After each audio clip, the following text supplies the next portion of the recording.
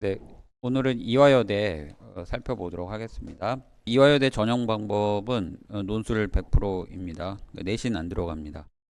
그 다음에 수능 최저 등급이 스크랜튼이 3합 5고 그 외에 3합 6입니다. 스크랜튼은 그 이화여대의 상위 3% 학생을 위한 전형이다 이렇게 생각하시면 됩니다. 그러니까 이화여대 중에서도 매우 그 우수한 학생들에게 학교에서 다양한 특혜 내지는 특전을 주는 그런 학부인데 뭘 배우느냐라고 하면은 자유전공 학부로 생각하시면 돼요. 특별히 정해진 과목은 없는 걸로 보입니다. 네, 그래서 그런지 수능 최저가 3합5로 일반적인 학부, 일반 한의대나 뭐 의대를 제외한 일반 학과로는 가장 세지 않나 이렇게 생각이 듭니다. 성균관대도 3합 5이긴 하지만 성균관대는 제2외고도 들어가고 탐구가 두 개나 들어가서 그 조합을 내도 되는데 이화여대는 그냥 국어, 영어, 수학, 사회 중에 3개 합 5라서 우리나라에서 가장 강력한 수능 최저를 보이고 있다라고 보시면 됩니다. 그 외 학부도 3합 6인데 가장 세죠. 인문계에서. 서강대도 3합 7이고 그리고 중앙대가 3합 6이긴 한데 중앙대는 영어가 2등급이면 1등급으로 인정해 주죠. 그리고 성대도 탐구 1, 탐구 2, 그다음에 영어 이렇게 반영해도 3합 6을 해 주잖아요. 그런 측면에서 보자면 이화여대 3합 6은 어마무시하게 세죠. 특히나 이화여대는 남학생들이 지원할 수 없잖아요. 여학생들만 지원을 하죠. 그러니까 굉장히 적은 학생들이 지원하는 대학임에도 불구하고 수능 최저는 우리나라에서 제일 강력하죠. 그래서 실질 경쟁률은 이화여대에서 구체적인 자료를 공개해 주진 않아서 잘 모르겠는데 그냥 뭉뚱그려서 줘요. 그냥 인문 1은 대략 몇 대 1이었고 인문 2는 대략 몇 대 1이었다. 이런 식으로 뭉뚱그려서 줘서 구체적인 정보는 알 수 없으나 그냥 저희가 오랫동안 논술을 하면서 해봤던 경험상 대수 좋으면 3대 1 미만도 나올 것 같다. 이런 생각이 듭니다. 그래서 수능 최저를 실질적으로 맞추는 학생이 그렇게 없다. 이렇게 보시면 되겠습니다. 그래서 이화여대는 논술을 아주 늦게 시작한, 논술을 정말 정말 늦게 시작한, 그러면서 논술을 잘 하지 못하는 이런 학생들이 수능 성적이 좋다면 한번 해볼 만한 전형이 아닐까 싶습니다. 네. 자, 주의사항 보겠습니다. 1번 최저 등급. 이미 다 말씀드린 건데 한번 읽어보도록 할게요. 1번 2023학년도의 경우 인문원 실질 경쟁률은 6.5대 1, 인문2는 6.5대 1, 스크랜트는 8.1대 1이었다라고 이화여대에서 발표해 줬습니다. 인문원에 굉장히 많은 과가 있어요. 뭐 국문과, 중문과, 불문과, 동문과, 사학과, 철학과, 뭐 기독교학, 영어, 영어, 영문, 교육공학과 뭐 이런 과들이 있는데 그냥 거기에 뭉뚱그려서 그 6.5대 1 이렇게 말하고 있습니다. 인문2는 더 많죠. 그래서 뭉뚱그려서 6.5대 1 이렇게 이야기하고 있습니다. 계속 읽겠습니다. 주요 대학 중 실질 경쟁률이 가장 낮은 대학일 수 있다. 여학생만 응시할 수 있고 여대라서 지원하지 않겠다는 학생들이 많다. 이에 비해 수능 최저 등급은 국내 대학 중 가장 높은 편이다. 수능 최저 기준을 충족시킬 수 있지만 논술을 비교적 늦게 시작한 여학생이라면 이화여대는 꼭 지원해야 할 대학이다. 그 다음에 2번. 이제 올해는 상관없는데 이제 논술하는 친구들이 대부분 다 재수를 많이 해서 제가 내년 걸 넣어놨습니다. 2025학년도부터 수능 최저 등급이 국어를 포함한 이하 모든 급으로 완화됩니다. 수능 성적은 잘 나오지 않지만 논술 시작 시점이 늦은 학생에게 특별히 유리했던 전형이었는데 2025학년도부터는 이제 이화여대도 정상적인 논술 전형이 되지 않을까 싶습니다.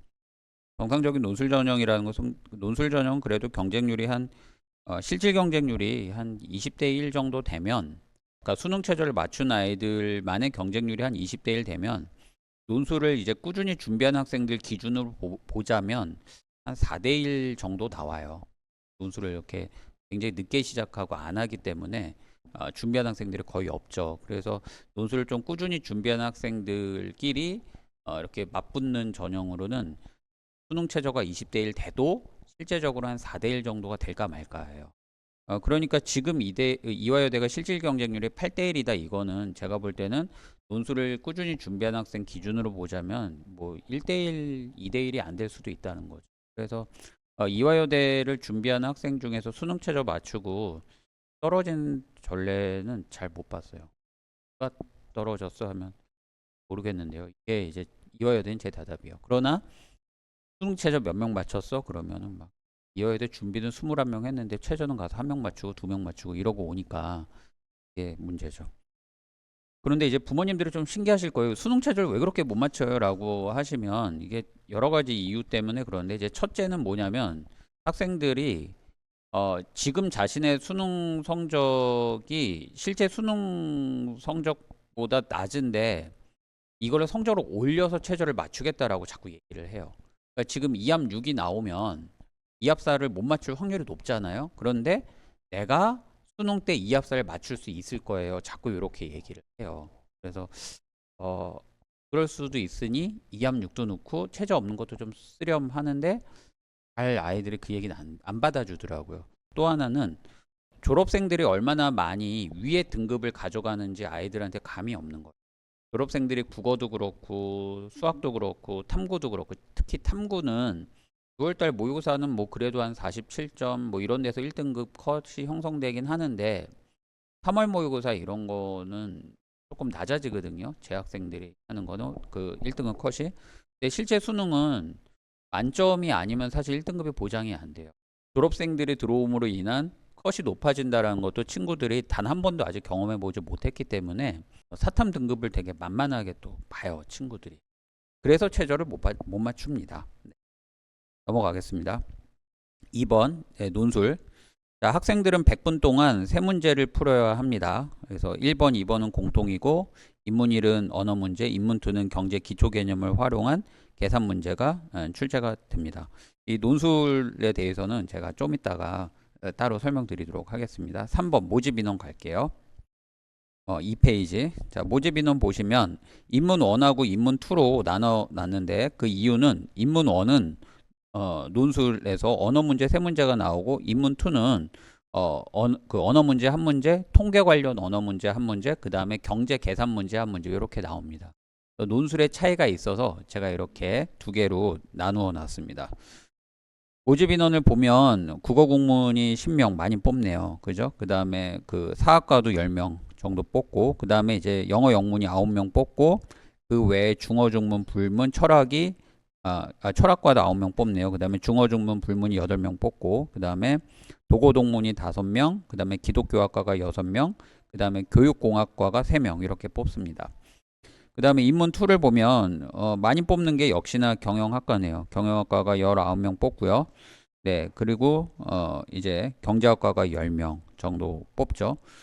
그리고 보면은 대부분 뭐 8명, 7명, 8명인데 뭐 커뮤니케이션이 8명, 그다음에 의료산업이 8명 이렇게 뽑고 그다음에 소비자학이 7명 뽑네요. 그리고 정외과, 행정학과, 사회복지학과, 심리학과, 문헌정보가 6명 정도 뽑고 국제사무학과가 5명 이렇게 뽑습니다. 네, 그리고 이제 따로 3번에서 스크랜튼을 따로 빼놨는데요. 이유는 스크랜튼 학부는 그 인문 1이나 인문 2 논술을 자기가 선택할 수가 있어요. 인문 1을 칠 수도 있고 인문 2를 쳐서 그 응시를 할 수 있고 그래서 점수 높으면 뽑겠죠. 그래서 스크랜튼 학부로 13명을 뽑습니다. 네, 그래서 학과에 대해서 대부분 아시지만 뭐 몇 개 학과만 좀 보자면 교육공학과인데요. 이 교육학과랑 뭐가 다르냐라는 거죠. 네, 교육공학과는 거기에 써놓은 그대로입니다. 네, 교육 목적에 보다 효율적인 달성을 위해 공학을 수단으로 활용하는 거예요. 그러니까 교육 방법론에 대한 거라고 생각하시면 되겠습니다. 그래서 두 번째 줄에 미국 교육공학회에선 이러한 교육공학을 학습을 위한 과정 및 자원의 설계, 개발, 활용, 관리, 평가에 관한 이론과 실제라고 정의했는데요. 가장 잘 관찰할 수 있는 게 계속 읽을게요. 코로나로 인해서 재택근무라든지 사이버 강의 체계를 전환된 상황에서 줌을 이용한 교육이 실시되었는데 줌 사용법, 줌에 적합한 교육 방법 등 이거를 설계하는 것이 이제 교육공학자가 하는 일이라고 보시면 됩니다. 저는 전도 유망한 과라고 개인적으로 생각을 합니다. 특히나 요즘 사이버 교과서 뭐 이런 걸로 학생들 교육을 많이 시킨다라고 하는데 어, 저 개인적으로는 굉장히 반대하는 사람 중에 하나입니다. 그 공부는 이 종이, 그다음에 연필 이걸 쓰고 그다음에 직접 보고 만지고 촉감 이 모든 오감 작용이 작용해서 공부를 할 때 뇌가 가장 많이 활성화되고 긴장하고 그래서 교육 효과가 많다라는 게 뇌과학 쪽에서 많이 증명이 되고 있습니다. 그러면 학생들이 이제 그 전자기계를 끼고 살 수밖에 없는 시대에서 그 전자기기를 활용하지만 여지까지 오간작용을 다 작용해서 공부했었던 효과를 어떻게 실제로 구현할 수 있을 것인가가 교육공학과의 굉장한 숙제라고 전 개인적으로 생각을 합니다. 그런 측면에서 그 연구도 많이 돼줘야 될 것이고 그리고 실제로 뭐 학생들 교육도 있지만 성인 교육도 있고 성인 교육도 굉장히 많은 기자재를 활용하기 때문에 교육공학과는 저는 전방이 아주 밝지 않나라고 생각을 합니다. 그래서 한번 도전해 보시는 것도 좋을 것 같은데 너무 적게 뽑네요. 그죠? 네. 3명 뽑네요. 네. 그 다음에 이제 소비자학이죠. 5번. 소비자학은 어머님들께서 예전에 뭐 가정관리학과 이렇게 들어보셨을 텐데 그 가정관리학과가 이제 뭐 소비자학과로 이렇게 전환이 많이 됐고요. 그리고 예전에 그 가정관리학과보다는 조금 내용이 좀 많이 달라졌습니다. 그래서 좀 경영학과 법학의 중간 형태 이렇게 생각하시면 됩니다. 그래서 소비자학과를 저는 좋아합니다. 저는 그래서 친구들한테 많이 추천을 해주는데 이제 부모님들이 그 옛날에 가정관리 아니야? 뭐 이래가지고 그 조금 안 좋아하시는 경우도 좀 있어요. 예, 근데 그렇지가 않다. 그래서 소비자학도 저는 매우 좋다. 왜냐하면 가서 그 여러 가지 공부를 같이 해서 본인이 맞는데 집중하면 되잖아요. 그래서 뭐 법학을 해봤는데 법학이 잘 맞다라고 하면 로스쿨 쪽으로 가시면 되고 또 경영학 특히 이제 마케팅 쪽도 많이 연계가 돼 있는데 해보니까 그쪽이랑 맞다라고 하면 또 그쪽으로 공부 계속 하면 되기 때문에 저는 소비자학이 굉장히 괜찮다고 생각을 합니다. 네, 5번. 소비자학은 소비자 분석, 가계 재무 관리, 소비자 정책. 예, 소비자 정책이 이제 법학 쪽이죠. 소비자 데이터 분석 등으로 나뉜다. 뭐 그러니까 이제 소비자 데이터 분석하면은 이제 통계학이라든지 뭐 데이터베이스 이것과 관련된 프로그램도 많이 해야 되고 그죠? 재무관리 파트는 이제 완전 경영 파트죠, 그죠? 그러니까 굉장히 종합학문이라서 저는 친구들이 가서 다양한 공부를 해보고 자신의 적성에 맞는 거를 해본다는 차원에서 괜찮다고 생각을 합니다. 네, 그 다음에 6번 국제사무학과. 잘 아실 겁니다. 과거의 비서학과입니다. 네, 1번 과거 비서학과입니다. 기업체 특히 대기업 사무직이 현장에서 대면할 업무 처리 능력 배양에 초점을 맞춘 교육을 실시를 합니다. 조금 보고 놀랐어요. 워드도 배우고요, 엑셀도 배우고 프레젠테이션도 배워요. 근데 이거를 모르는 친구가 있나요, 요즘? 그러니까 이것보다는 이제 다른 수업을 많이 들으면 되겠죠. 그래서 뭐 정보를 수집, 분류한다든지, 그 다음에 보안, 그 관리라든지 이런 쪽은 산업보안학과랑 조금 흡사하고요. 그 다음에 이벤트 회의, 국제 행사 이런 거는 이제 컨벤션 학과라고 하잖아요. 그러니까 호텔 경영 쪽이죠. 네, 이런 쪽도 같이 하니까 여기서도 굉장히 다양한 학문을 공부할 수 있다는 차원에서 저는 괜찮지 않나라는 생각이 듭니다. 다시 계속 읽겠습니다. 뭐 이벤트, 회의, 국제 행사를 기획, 조직 관리하고 그다음에 대인, 조직, 다문화 간 커뮤니케이션 능력을 배양한다라고 하니까 이건 또 사회학과적 특성도 있는 것 같아요. 네. 그래서 괜찮은 학과로 생각이 듭니다. 2번. 특히 이제 국제사무학과에서 이제 좀 눈여겨볼 만한 거는 대학원 코스인데요. 이번에 이제 국제회의 전문가 과정이 이 국제사무학과 대학원에 설치가 되어 있습니다. 거기를 가면 굉장히 잘 풀린다라고들 하더라고요. 그래서 또 들어가기 되게 힘들대요. 이 대학원은 실제로. 근데 요 이화여대 국제사무학과 출신들은 또 잘 뽑아준대요. 요 국제사무학과도 한번 눈여겨보시면 괜찮을 것 같습니다. 네, 그 다음에 7번. 뭐 스크랜트는 이제 자유전공이죠. 네, 읽겠습니다. 1번. 자유전공의 성격과 로스쿨 진학준비 과정의 성격이 있습니다. 그래서 이화여대 상위 인재로서 다양한 혜택을 누릴 수 있는 학과로 보입니다. 네, 2번.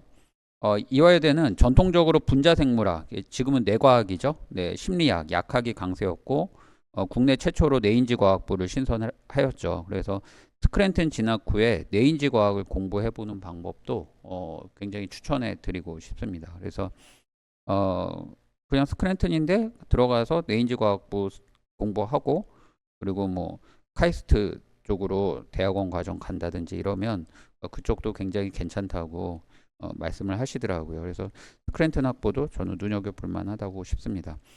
이화여대를 여학생들이 안 가려고 해서 저는 개인적으로 많이 좀 안타까운 사람 중에 하나입니다. 굉장히 좋은 대학이고 그리고 여대가 아니죠. 이화여대는 권력이죠, 그죠? 네, 일로 가시면 굉장히 좋은 대학이고 그리고 대학이 저는 가장 중요한 게 뭐냐라고 하면은 저는 물질적인 자원이라고 생각하는 사람 중에 하나예요. 뭘 하고 싶어도 돈이 없으면 대학이 할 수가 없거든요. 근데 제가 나온 대학이 성대인데 이제 제가 이제 대학 다닐 때 사법 시험을 없애고 로스쿨로 이렇게 전환시키려고 논의가 한참 이야기가 있었는데 그때 성대가 3년 내내 교수님들이 동창을 다 뒤져서 돌아다니면서 로스쿨을 하려면 로스쿨 별도의 법대 건물이 있어야 됐었어요. 그래서 거기에 모의법정도 들어가고 시설이 많이 들어가야 됐었어요. 법대 도서관도 별도로 만들고 또 돈이 되게 많이 필요했어요. 그래서 그때 돈을 모았는데 성대 법대가 뭐 법대 전통이 있네 어쩌네 했는데도 3년 동안 교수님들이 정말 앵벌이 하듯이 다 돈을 모았는데 10억 모았어요. 그런데 이화여대가 딱 3일 만에 300억을 모았어요. 그래가지고 건물 올렸어요. 그래서 300억을 벌어서 건물을 올리려고 했는데 그 당시 어느 재벌집 사모님이 이화여대 출신인데 야 됐다 그거 나중에 운영비 쓰고 내가 만들어줄게 해가지고 건물은 그분이 만들고 이제 그거 운영비 썼다고 해요. 그러니까 엄청난 힘을 가진 대학이에요. 이화여대는. 근데 친구들이 그걸 좀 몰라주는 거. 그래서 이화여대는 정말 어마무시한 힘을 가지고 있는 대학입니다. 네. 자, 그다음에 문제를 좀 보겠습니다. 이화여대 문제를 보면 이화여대 문제는 풀지는 않겠습니다. 네, 풀지는 않고 그냥 문제가 어떤지만 쭉 한번 볼게요. 인문 1을 보시면 네, 첫 페이지에 보면 시험 시간이 100분이죠. 네. 답안은 검정색 펜이나 연필로 작성할 것 이렇게 돼 있네요. 그죠? 네. 그러니까 연필로 작성한다는 것은 아이들한테 참 좋은 일이에요. 왜냐면 지웠다 할 수 있으니까. 근데 경희대나 홍익대는 펜을 써야 돼요. 그러니까 학생들이 또 펜 쓰는 연습을 별도로 해야 되는 일이 생깁니다. 자, 넘어가겠습니다. 자, 그 문제를 보면 제시문을 한번 보세요. 제시문 가가 꽤 길죠, 그죠? 네, 제시문 나도 꽤 길고 제시문 단어 영어 제시문도 나오네요. 네, 지금 저의 설명회를 이렇게 동영상으로 보시는 분들은 잠깐 정지해 놓고 제시문 다 영어 제시문도 한번 쭉 한번 읽어 보세요. 어느 정도 수준인지. 그 다음에 이제 제시문 라도 쭉 보시면 아는데 제시문이 쉽지는 않아요. 그 다음에 제시문 마도 좀 어려워요. 예. 그리고 제시문 봐도 읽어보시면 알겠지만 좀 어렵고 제시문 사도 사는 소설이죠. 소설 작품이고 이렇게 나오죠. 또 제시문이 몇 개죠? 가나 다라 마바 사. 네, 7개 제시문. 거기에다가 문제 1 보실래요? 문제 1에서 가에 나타난 세계 시민주의 변화를 설명하고 그러니까 가를 읽어보면 세계 시민주의에 대해서 시대별로 대표적인 학자 3명을 소개하고 있거든요. 그러니까 그거를 학자별로 요약을 해봐라 라는 거죠. 그렇다면 이 학자별로 어떻게 약간씩의 차이가 나는지 그 차이점에 초점을 맞춰서 요약을 해야 되는 거겠죠. 즉 제시문 가를 요약해봐 이 말이고요. 그리고 나서 이제 제시문 나의 옹정제의 관점에서 제시문 가의 히에로클레스. 그러니까 제시문 가를 보면 여러 학자가 나오는데 그 중에 한 명이 히에로클레스거든요. 히에로클레스의 주장을 한번 비판해봐라라고 하면 이제 옹정제의 관점이 뭔지를 또 요약을 해야 될 것이고 그리고 나서 옹정제와 히에로클레스의 차이점을 이렇게 부각시키면 되겠죠. 그러면 30점을 주겠대요. 그 다음에 2번 보면 제시문 다하고 라를 쓰면 되겠네요. 2번에서 제시문 다가 그 인덕션 그 영어 제시문이었잖아요. 그래서 제시문 다 인덕션의 의미를 설명하고 인지 과정이라는 측면에서 제시문 다와 라를 비교하시오. 그래서 제시문 다를 설명하고 그 다음에 그 설명하라고 했으니까 이제 제시문 다를 요약을 해야 되겠죠. 그 다음에 다하고 라, 이제 다하고 라를 비교를 해야 되는데 이제 라를 먼저 요약해주고 그리고 나서 다와 라를 비교해주면 됩니다. 그러면 30점. 그 다음에 3번에 1번에서 제시문 마의 진정한 나와 제시문 마의 참된 자에 이르는 길의 차이. 그러니까 두 제시문을 대부분 비교하라는 문제가 많이 나오네요. 그죠? 네. 그 다음에 2번. 제시문 바의 샤르트르의 존재에 대한 설명을 바탕으로 제시문 사의 남자가 처한 상황을 설명하시오. 그러니까 바에서 그 샤르트르의 그 실존주의 아마 설명이 있을 거예요. 그래서 그 설명을 바탕으로 사의 남자가 처한 실존 상황을 한번 설명해봐. 뭐 이런 문제인 거죠. 그러니까 이화여대는 보니까 요약, 연역, 비교, 그다음 비판 뭐 이런 문제가 나오는 것 같은데요. 문제는 일반적인 논술 문제인데 다만 이제 학생들이 어렵게 느끼는 게 뭐냐라고 하면 제시문이 이 출처가 다 어디냐면은 EBS 연계 교재랑 교과서 제시문이에요.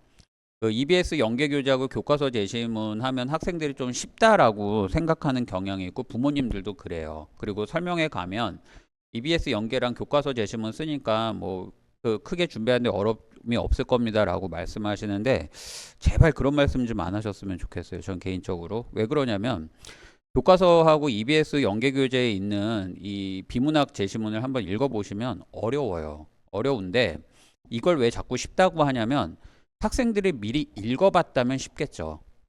그러니까 학교 다니실 때 교과서가 어려운 글이더라도 시험을 보려고 막 4번, 5번 때로는 외우기까지 하잖아요. 그러니까 그거를 시험장에서 딱 만나면 얼마나 쉽게 느껴지겠어요. 그런데 그거는 그 제가 95학번인데요. 저희 때부터 국어 교과서가 8종 교과서였어요. 저희 때부터. 그래서 이제 8종 교과서에서 나온 걸 다 보겠다라고 해서 저희 때 지학사 하이라이트 국어 그 자습서가 이따만 했거든요. 예, 이거를 이제 좀 공부 좀 하는 애들은 이제 다 봤다고요. 8종 교과서를 다 보겠다고.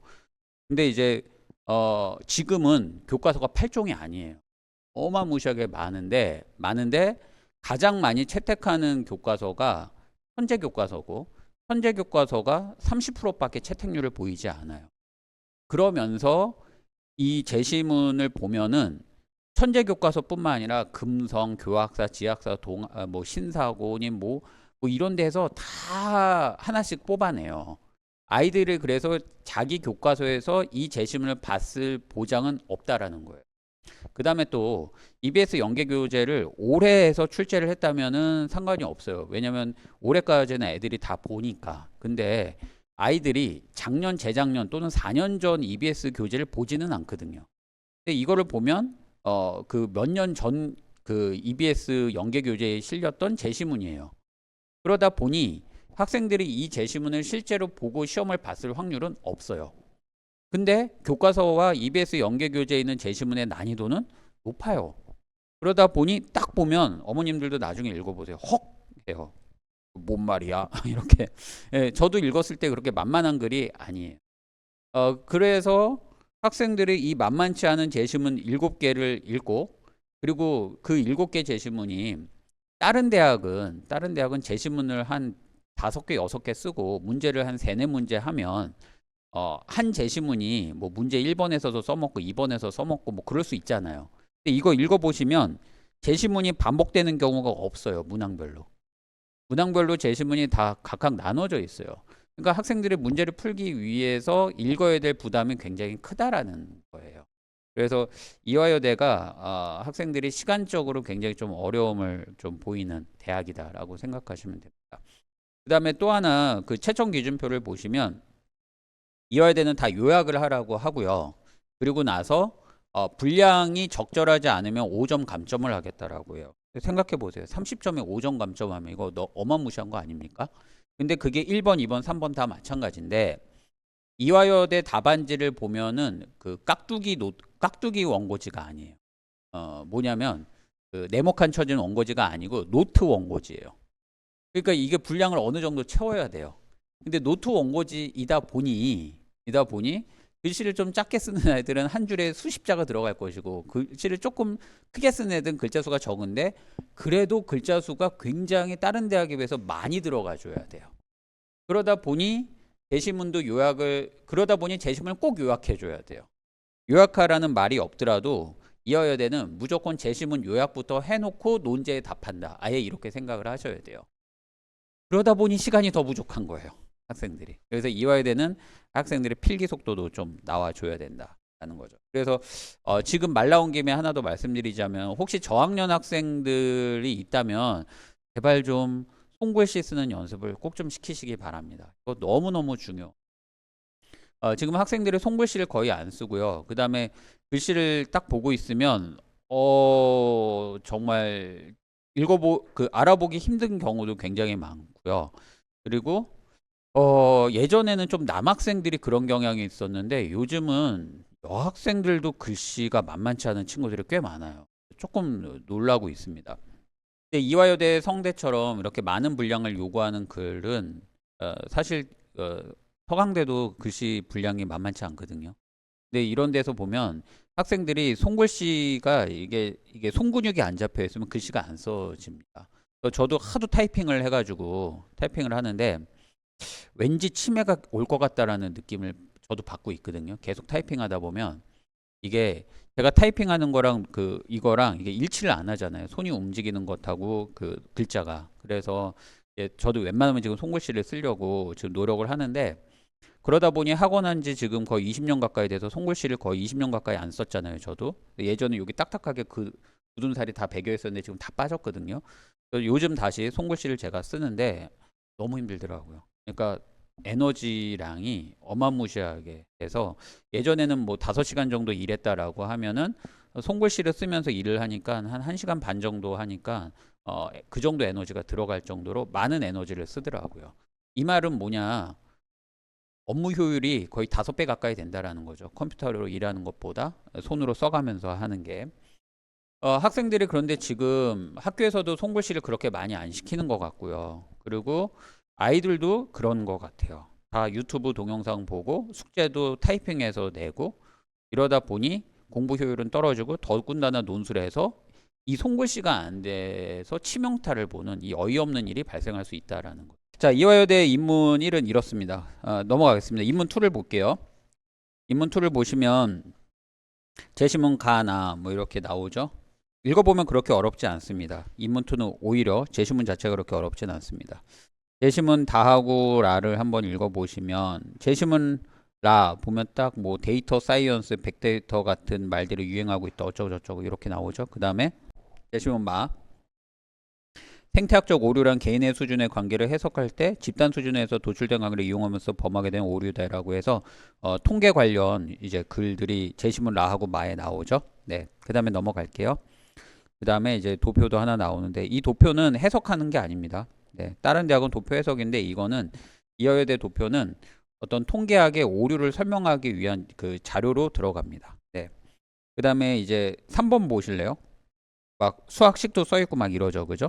그 다음에 1번 보니까 3번에 1번 제시문 보니까 물가는, 해서 물가 계산하는, 즉 소비자 물가지수 계산하는 공식에 대한 설명입니다. 그 다음에 두 번째는 2번은 이자율은 뭐 이렇게 나오죠. 그러니까 이자율은 물가 변동을 고려하는 실질 이자율과 뭐 물가 변동을 고려하지 않은 이자율이, 명목 이자율이 있다 뭐 이런 얘기, 이자율에 대한 이야기죠. 그리고 나서 그 다음 문제 보시면 계산하라는 문제가 나오네요. 그렇죠? 네, 1번.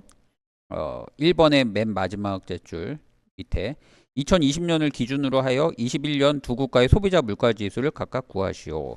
그걸 구하기 위해서 A국, B국 물가 관련 자료를 줬고요. 그 다음에 두 번째, 두 국가의 2021년 물가 상승률을 구하고 두 국가의 화폐의 구매력 변화를 비교하시오. 뭐 이렇게 나오고, 그 다음에 3번은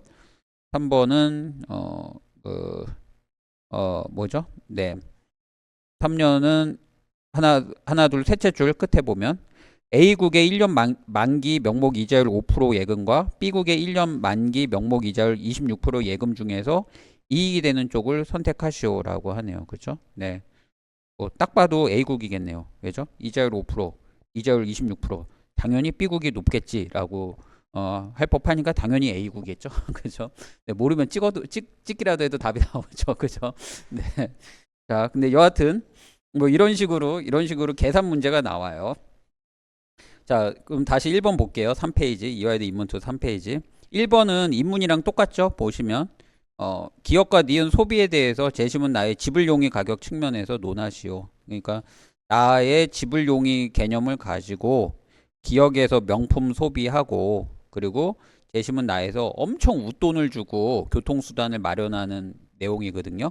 그러니까 명품 소비, 그 과시적 소비하는 이유와 그 다음에 엄청 웃돈을 주고서라도 왜 시세보다 비싸게 소비하는지를 제시문 나에 나온 경제학의 기본 개념인 이제 지불용의 가지고 설명해봐 뭐 이거죠. 네, 이거는 근데 경제 안 해도 제시문에서 충분히 다 소개가 돼 있기 때문에 문제 푸는데 지장이 없습니다. 이화여대가 이렇게 항상 경제 문제가 나오냐 1번에서 그렇진 않아요. 올해는 그랬고요. 네, 작년에는 보통 때는 그냥 인문 문제가 나오기도 합니다. 자, 2번 제시문 다의 관점에서 가의 동조 행위와 제시문 나의 코끼리 구매 행위를 평가하시오. 그러니까 제시문 다의 관점에서 뭐 합리성인데요. 제시문 다 합리성을 기반으로 해서 동조 행위가 합리적인지 그 다음에 코끼리 구매가 합리적인지 평가해봐라 뭐 이런 이야기고요. 그러니까 일반적인 인문 문제입니다. 1번. 그 다음에 이제 2번. 2번은 자 한번 읽어볼게요. 제시문 라에 제공된 생태학적 오류의 사례를 첨부해서 이건 뭐냐면 통계학에서 말하는 생태학적 오류래요. 그러니까 생태학적 오류가 뭐냐면 개인을 분석해야 되는데 집단을 분석한 자료를 가지고 개인 분석에 활용해서 나타나는 오류를 생태학적 오류라고 한대요. 이게 이제 통계학에서 상식이라고 하더라고요. 그거를 이제 물어본 문제입니다. 그래서 계속 읽어볼게요. 제시문 라에 제공된 생태학적 오류의 사례를 참고해서 A와 B가 보여주는 변수 간의 관계를 설명하고 또한 제시문 마의 두 그림 중 연구자의 목적에 부합하는 그림을 선택하고 그 이유를 밝히시오. 그러니까 뭐 출제 취지는 제시문 라에서 나온 게 이제 생태학적 오류잖아요. 그러니까 그 개인을 분석해야 되는데 집단 분석 자료를 가지고 활용했다 이거죠. 그랬는데 그림 A를 보니까 집단을 분석한 자료예요. 근데 그 교육 수준과 소득에 따른 직업은 개인 분석을 해야 되거든요. 그런데 개인 분석한 경우에는 상관성이 교과 수준이 교육 수준이 높으면 소득이 높게 나타나는데 집단을 분석하면은 교육 수준이 높을수록 소득이 낮아지는 이런 관계를 보이는 거죠. 그러니까 A가 아니라 B의 방법으로 가야 된다. 뭐 이런 이야기예요. 이런 통계 관련 문제가 나옵니다. 그래서 이화여대 인문 2 같은 경우는 문제가 이제 거의 정형화 됐는데 1번에서는 언어 문제가 나오고 2번에서 통계 관련 주제들이 나와요. 그래서 뭐 모집단의 그 오류 문제라든지 그 표본 집단의 오류 문제라든지 뭐 평균의 오류 문제라든지 이렇게 뭐 그 생태학적 오류라든지 뭐 이런 통계에서 자주 다루는 그 주제를 좀 알고 있으면 쉽게 풀 수 있습니다. 통계 문제 책 상식적인 책 한 권을 좀 학생들이 읽으면 충분히 준비가 가능하죠. 그 다음에 3번 같은 경우는 경제 계산 문제인데 여지까지 이화여대에서 나온 경제 계산 문제를 제가 다 분석을 해보니까 그 수능 출제 범위 안에서 이제 출제가 이루어져요. 그래서 뭐 수요 공급 법칙과 뭐 수요 그 균형 거래량, 균형 공급량, 균형 거래량과 뭐 균형 가격을 구한다든지 실업률을 계산한다든지 환율을 계산한다든지 소비자 물가 지수를 계산한다든지 등등 이런 한 12가지 주제가 있는데 그 12가지 주제와 연관된 계산 문제를 하기 때문에 굉장히 단시간에 준비가 가능하더라고요. 그러니까 한 24시간 정도 공부하면 충분히 3번을 풀 수가 있습니다. 그래서 이화여대 인문2는 저한테 일주일 만에 붙일 수 있어야 하면 저는 붙일 수 있습니다. 인문 1은 자신 없는데 인문 2는 붙일 수 있을 것 같아요. 왜냐면 뭐 나오는 게 뻔하기 때문에 그것만 그냥 연습시키면 그냥 붙일 수 있을 것 같아요. 꼭 경제를 해야 되느냐라고 하면 그렇지는 않습니다. 경제를 하면 유리한 건 사실이에요. 왜냐면 수능 경제에 비해서 이화여대에서 나오는 경제는 매우 매우 매우 쉬운 게 나와요. 수능 경제는 좀 어려운데 이화여대 경제는 정말 그 기본 아주 기초 중에 기초의 개념 문제만 나와요. 그래서 이화여대를 한다라면 경제하는 학생들은 아주 유리할 것이고, 뭐 경제를 안 했다라고 하더라도 뭐 한 8일 하면 되지 않을까 이런 생각이 듭니다. 이화여대 입문2는 학생들한테 기회가 될 수 있다라고 생각하시면 되겠습니다. 자, 그럼 이제 논술을 한번 정리하고 넘어가겠습니다. 다시 이화여대 개간 자료 1페이지로 한번 와보시겠어요? 네. 네, 논술. 주의사항의 양가로 2번 논술 2번. 네, 1번부터 볼게요. 동그라미 1번. 학생들은 100분 동안 세 문제를 풀어야 한다. 1번, 2번은 공통이고, 그러니까 1번, 2번 공통이 아니죠. 1번만 공통이죠. 1번만 공통이고, 인문 1은 언어 문제, 그 다음에 인문 2는 경제 기초 개념을 활용한 계산 문제가 이제 3번에서 출제가 됩니다. 자, 인문 논술, 인문 1 논술 좀 구체적으로 볼게요. 자, 로마자 1번. 네. 국문, 중문, 동문, 불문, 사학, 철학, 기독교학, 영문, 교육공학과가 이제 치는 시험이고, 단 스크랜트는 인문 1과 인문 2 중에 선택해서 응시할 수 있고요. 네. 자, 2번. 영어 제시문 출제되고요. 수능 영어 2등급 정도 학생이라면 무리 없이 독해가 가능한 걸로 보입니다. 영어 선생님한테 여쭤보니까 그렇다고 하시더라고요. 네, 그 다음에 3번. 자, 국문 제시문은 모두 교과서와 EBS 교재에 수록된 글이지만 학생이 미리 봤을 가능성은 거의 없다. 네, 2023학년도 기출문제를 보면 2020년, 2021년 EBS 연계 교재와 동아 금성 좋은 책 신사고 문학동네 창비 미래엔 천재 등 다양한 교과서에서 제시문을 추출하였다. 약 30%의 고교에서 천재 출판사를 사용할 뿐이다. 3개년도 EBS 연계 교재와 다른 국어 교과서를 보는 학생이 논술 전형에서 없는 것 같다. 같다가 아니라 없습니다. 네. EBS 연계 교재와 교과서 제시문 자체는 어렵다. 학생들이 미리 봤다는 전제에서 EBS 연계 교재 교과서 제시문으로 출제했으니 학생들이 그리 어렵게 느끼지 않을 것이라는 대학의 광고용 멘트일 뿐이다. 학생들이 미리 봤다는 전제가 성립하지 않죠. 네. 자, 그다음 4번. 노트 형식의 답안지를 제공하고 답안 자수 제한이 없습니다. 적절한 분량도 가점 요소이다. 그래서 학생들은 논제 형식과 상관없이 세 문제를 풀 때 모두 제시문을 요약해야 한다. 이화여대는 채점 기준표도 모두 요약에 점수를 부여하고 있습니다. 네, 요약을 꼭 하셔야 된다는 말씀이고요. 자, 그 다음에 인문 2 논술.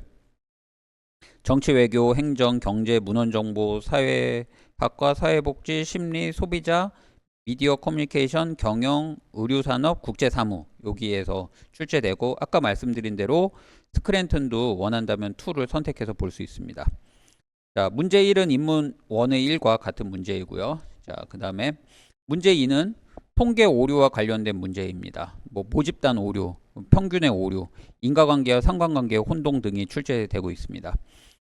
통계 오류에 관한 책, 뭐 예를 들어서 벌거벗은 통계학 이 책이 괜찮더라고요. 제가 읽어보니까 이거를 한 권 정도 정독을 한다면 뭐 큰 무리 없이 문제 풀 수 있을 것 같습니다.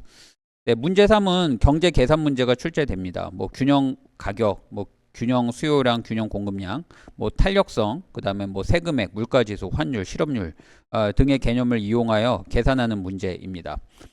경제 출제 범위는 수능 경제 개념에 국한되는 것으로 보입니다.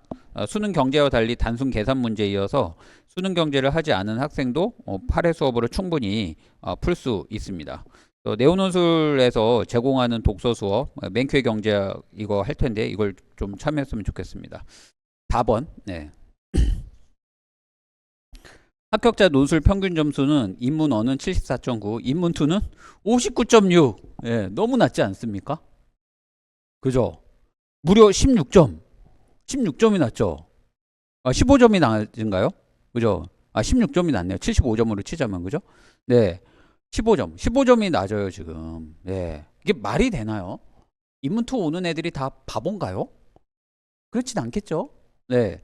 왜 그럴까 봤는데, 아무리 봐도 제 경험도 그래요. 제 경험도 아이들이 경제 문제 버려요. 네.